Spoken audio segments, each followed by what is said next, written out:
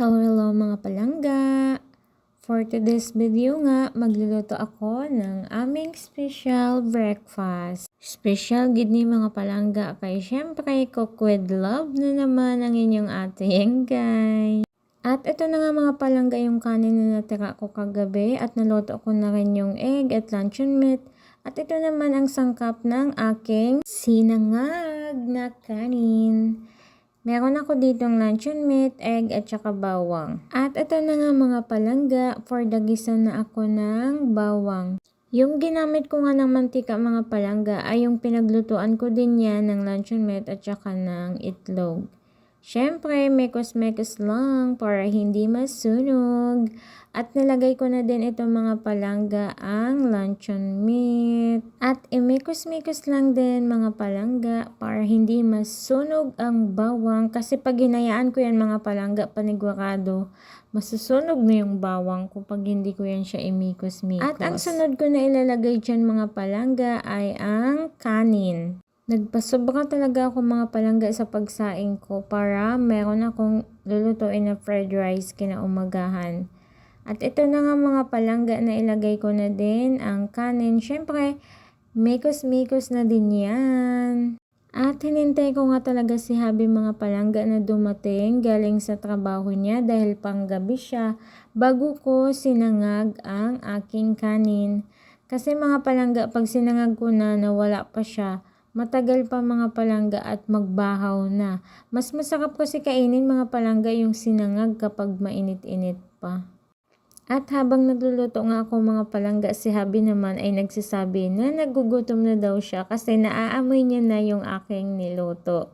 At ito na nga mga palangga, nag-add na din ako ng konting asin.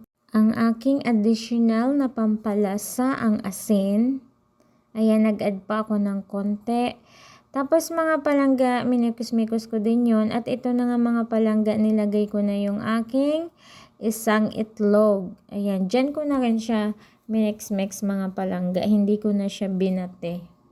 Special breakfast mga palangga kasi ngayon lang ako nakapagluto ulit niyan mga palangga.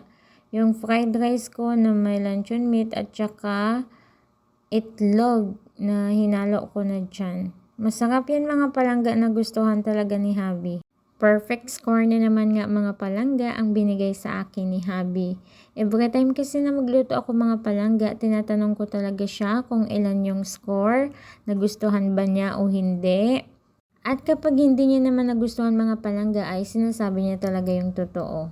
Syempre, lagi ko din pinapaalala sa kanya na honest review ang gusto ko. Ayoko magpanggap siya na sasabihin niya na masarap pero hindi naman talaga. Ayoko ng ganun mga palangga. Yun bang hindi niya sasabihin yung totoo kasi baka ma-offend ako dahil nag-effort ako sa pagluto tapos ganun yung reaction niya. Ayoko ng ganun. Mas gusto ko sabihin niya kung ayaw niya, kung nagustuhan niya, kung hindi niya gusto yung lasa. Basta wag lang siya magpanggap. At mabalik na nga tayo dito mga palangga. Okay na nga, tapos na ako magluto ng aming sinangag. At ito na nga, naisalin ko na sa plato. At ito na din ang aming ulam. Ready to lafang na mga palangga. Thank you Lord for the food. Thank you sa lahat-lahat. At habang nagtitake pa ako ng picture at video mga palangga, si Habi ay natatakam na. Nandyan na yan siya mga palangga sa table. Naghihintay na pwede niya nang ilafang mga palangga. Sabi ko wag muna kasi magbibideo pa ako. At magpicture pa. Ay naku mga palangga, kakain na lang kami pero kailangan ko pa siyang pigilan no. Kasi syempre for the video tayo.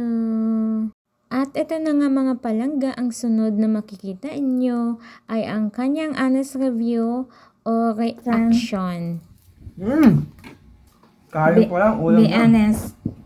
Sinag pa lang, ulam na. Sarap, yummy, yummy. 1 to 10. 10, syempre. Oh, you like it? Pa.